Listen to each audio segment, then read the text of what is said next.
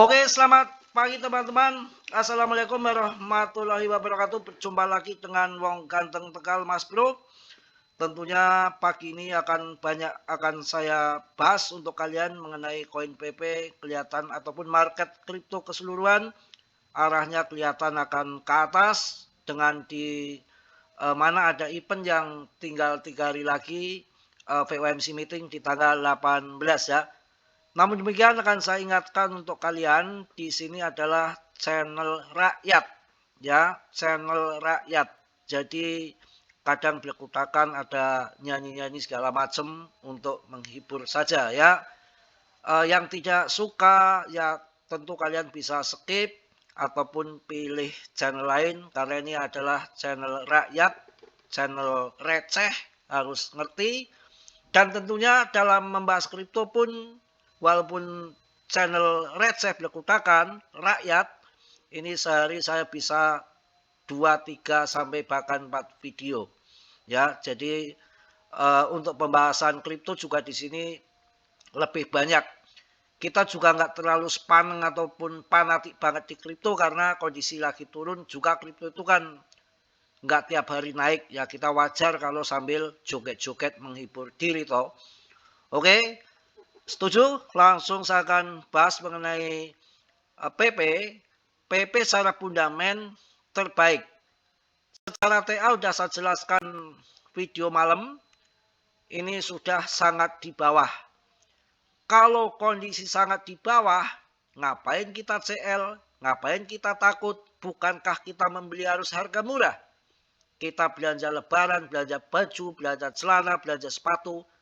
Pun kalian cari yang diskon toh, cari yang murah toh. Nah ini saat diskon saat murah di PP ya, kalian saatnya masuk, bukan saatnya cuan. Cuannya kapan? Nanti ketika sudah terbang. Apa akan terbang? Ya akan terbang, masa turun terus? Kan ada dua arah kripto itu, turun dan naik. Kalau lagi turun ya nikmati penurunannya seperti ini, kita tungguin sampai terbang kembali. Apakah terbang? Ya terbang. Kalau nggak diterbangkan, siapa yang mau investasi di kripto? Apa eseng berputar, ada pemasukan investor?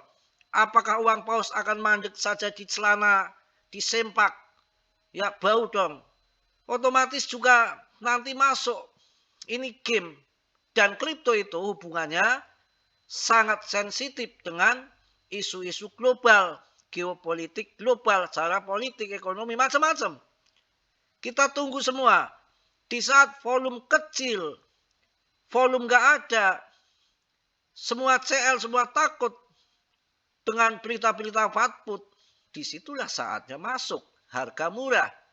Jangan anehnya ketika nanti harga terbang ke atas, kapan Mas Bro turun lagi Mas Bro? Kapan Mas Bro turun lagi Mas Bro? Ondol anjluk. Kalau nggak tahu-tahu pada masuk di harga pucuk, itu udah kebiasaannya nggak bisa dirubah. FOMO, baik retail ataupun paus. Paus juga ada yang FOMO-an. Makanya nanti kita masuk di harga murah seperti ini, kemudian nanti ada fundamen secara baik, pemangkasan suku bunga, mungkin undang-undang clarity aset, dan banyak hal yang akan terjadi dengan kebijakan-kebijakan AS, umpamanya data-data PPI, CPI bagus, data pengangguran makin banyak, dengan nunggu suntikan dana, likuiditas masuk ke pasar. Disitulah nanti orang akan FOMO, banyak masuk di atas. Kita udah membeli di bawah, yang masuk di atas makin naik, makin naik, makin naik. Kita tinggal TP. Ya kan begitu. Ya kita kalau turun, yang dibahas saya dengan dibahas yang YouTuber besar, yang dari luar negeri, apa sama? Apakah beda koinnya? Apakah BTC harganya di luar sana lebih tinggi daripada di Indo? Sama toh. Ya bagaimana mental kita harus kuat di dalam dunia kripto. Sejak dulu dari tahun 2013 hingga sekarang juga isinya kayak gini, naik turun. Jadi ketika turun fatput menghina, menghujat, ketika naik hahaha. Itu udah kebiasaan menungso ya. Ya makanya kan ada, sampai saya gedek banget kadang-kadang orang itu kalau di kampung itu dikasih panas mulu, panas toh, dikasih panas, minta hujan. panas mulu, panas. Udah gerah banget badan, keringatan. Kapan hujan sih? Dikasih hujan. Setelah dikasih hujan, banjir, becek. Kapan panasnya? Hujan mulu.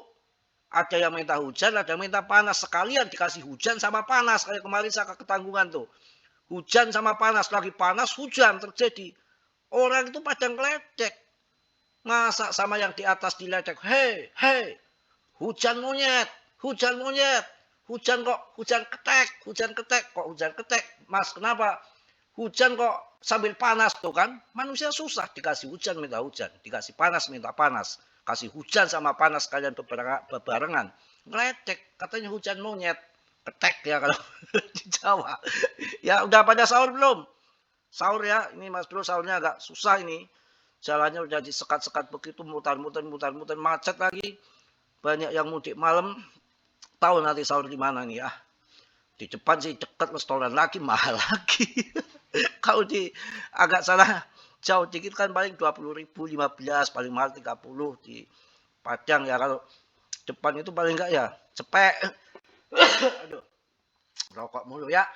PP secara fundamental nggak bisa dilakukan lagi dengan turun juga nggak seberapa, cuma 3%-an, kapitalisasi sudah mendekati 24 triliun, rankingnya nggak pernah terlempar dari top CMC 50, tinggal tunggu memang semua lagi turun semua. Ya, mudah-mudahan mirip tahun 2021 saat bulan April PAM gila-gilaan dan nanti koreksi di Mei, Juni, Juli, September masuk lagi, akhir tahun cuan lagi bisa terjadi. Dan ini yang banyak yang ramai dibicarakan, ini cycle siklus baru. Memang kalau kita lihat kenyataan faktanya dengan adanya ETF, BTC, ETH, dengan adanya institusi yang masuk kripto, perusahaan-perusahaan teknologi masuk kripto, ya ini kan menandakan bahwa awal adopsi kripto yang sangat besar, sangat meluas, dan ini bisa dijadikan awal bull market siklus baru yang dikatakan pakar-pakar begitu. Cuma kita kan nggak sabaran saja.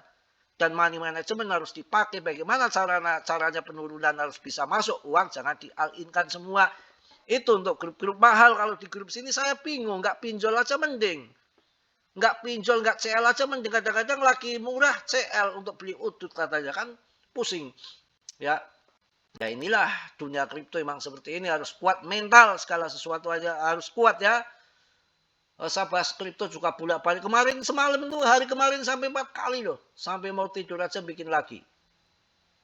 PP yang penting saya yakin dipakai di mana-mana.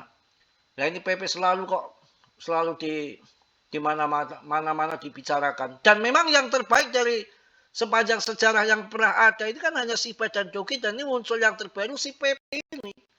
Saya rasa perhatian pasar terhadap kripto seringkali bergerak dalam gelombang. Ketika sebuah token mulai menjadi tren, visibilitas menyebar dengan cepat. Menyeluruh komunitas perdagangan plafon, media sosial, dan dashboard analitik lonjakan perhatian. Ini saja dapat menarik likuiditas tambahan. Token seperti PP telah menunjukkan betapa cepatnya sentimen dapat memperkuat momentum begitu sebuah narasi mendapatkan daya tarik. Ini mantap ini. Artikel ini mantap. Perhatian pasar terhadap kripto seringkali bergerak dalam gelombang.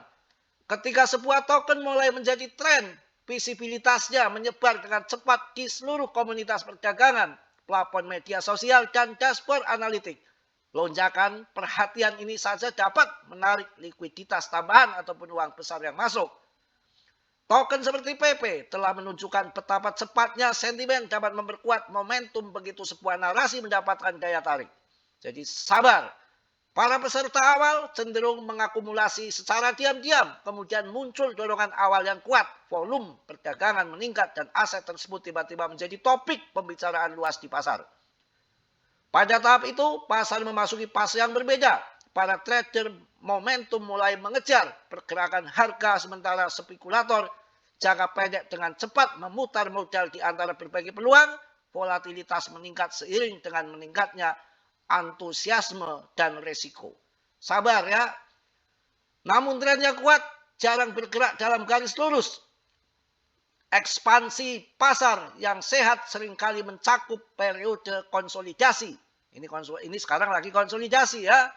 di mana harga stabil sebelum kenaikan selanjutnya. Jeda ini membantu pasar untuk mengatur ulang dari mendistribusikan kembali likuiditas. Ya, ini mantap. Jadi sabar tuh, kodok hijau, kodok PP. Ya, kita santai aja. Kita sekalian untuk ini ya, untuk logo ini simpan aja dulu ah. Nanti ketahuan yang disimpan banyak randa. Nanti aja lah ya. Nanti kalau udah simpan masuk ke dalam dapurnya laptop Mas Bro, nanti randa-randa yang disimpan tahu semua. Kacau kan? Mending nanti aja lah. Mari kembalikan ke kejayaan PP. Ini aja dikencingin Shiba sama Doge. Bagaimana urusannya? Proki, Shiba, Doge, semua dikencingin PP. Apakah nggak kurang ajar? Ya, saya yakin akan jadi besar. Memang ini kan kemarin banyak blekutakan Trump. Trump memang begitu orangnya, blekutakan nggak karuan. Tapi ini mantap saya rasa nanti. Barangkali nanti naiknya gila-gilaan. Semua PP yang dibicarakan ini bahasanya bahasa Hongkong, saya nggak ngerti ini. Ini harus ditranslate dulu. Namanya juga sekolahnya SET. SET tahu nggak SET? Ya. Bagian pada PP, tampaknya ini adalah pertarungan likuiditas klasik. Pembeli masuk saat harga turun, tetapi penjual masih aktif di dekat level resisten. Harga ini menciptakan struktur zigzag yang kita lihat sekarang. Penembusan di atas kisaran harga akan mendukung pembalikan bullish, sementara kehilangan basis macam-macam lah ya. Mungkin itu cukup, saya juga mau cari sahur. Banyak yang positif di PP, sabar saja. Dan ini koin masuk ke top CMC 40 dan tidak pernah terlempar dari top CMC 100. Dan ketika koin yang sudah masuk di top CMC 100 terlempar dari top CMC 100 bahkan ke 200 untuk masuk lagi ke top CMC papan atas seperti PP jarang-jarang dan langka dan susah dan jarang berhasil. Tapi untuk PP dari ringging 130 terlempar dari top CMC 100 saya bahas masuk sampai ke 16 besar dan sampai sekarang masih bertahan tidak terlempar dari top CMC papan atas. Pan Oppo. Pincuan gede ya, tunggu ya. Saya jelaskan semua di sini. Tentunya yang mudik mudah-mudahan lancar, hati-hati kendaraan ya, dicek radiator, aki, tetek bengek segala macam, ban, tetek bengek semua, gunggung kepruk harus diberesin semua ya. Kemudian hati-hati di jalan, mungkin banyak lubang-lubang juga yang macam-macam pokoknya, dan musim juga kurang mendukung, banyak musim hujan, tiba-tiba hujan, jalanan licin. Mudah-mudahan mudik kalian sehat selamat sampai di tujuan masing-masing dan berkumpul bertemu dengan sanak famili keluarga-keluarga ya. Tentunya saya ingatkan juga saling bermaaf-maafan. Maaf itu apa namanya hal yang paling utama karena sudah saya jelaskan tadi juga bagi muslim ketika Fir'aun mau bertobat karena mengaku dirinya Tuhan, dilarang sama iblis, katanya ada yang lebih dosanya lebih besar daripada lo Fir'aun. Siapa itu? Orang yang nggak memberi maaf. Tapi anehnya ada juga yang minta maaf. Orang itu minta maaf, betul-betul minta maaf di sosmed. Akan tetapi dia nggak mau memaafkan orang. Ya, siapa itu mantan saya sendiri tuh ya? Bukan memaafkan saya. Maafkan pacarnya itu dimaafkan, bukan saya kalau saya udah orang lain ya. Dia minta maaf, gembar-gembor, tapi dia sendiri nggak ngasih maaf. Ya iki wong opo. Ada yang begitu juga. Kalian minta maaf. Minta maaf sana sini minta maaf. 1000 maaf dikasih untuk kalian. Sanak famili. Kalian nggak ngasih maaf sama satu orang ki piye? Yang benar yang mana? Enak di Anda, nggak enak di gua kan? Inilah dalam dunia kalau belajar agama setengah-setengah begitu. Jadi jangan setengah-setengah. Ya, gembar-gembar minta maaf, dianya sendiri nggak ngasih maaf, piye wong edan ya. Mungkin cukup, tetap dior dalam dunia kripto berisiko tinggi, bisa cuan dadakan atau membeli dadakan. Dan Mas Bro di sini tidak bertanggung jawab atas kerugian kalian, semua kerugian ditanggung masing-masing. Ingat ya, ngasih maaf harus bisa memberi maaf, minta maaf harus bisa memberi maaf. Minta maaf doang, minta maaf terus-terusan. Tapi nggak pernah maafin orang piye edan soak itu namanya. Salam dari Tegal Mas Bro. Assalamualaikum warahmatullahi wabarakatuh. Maknyos.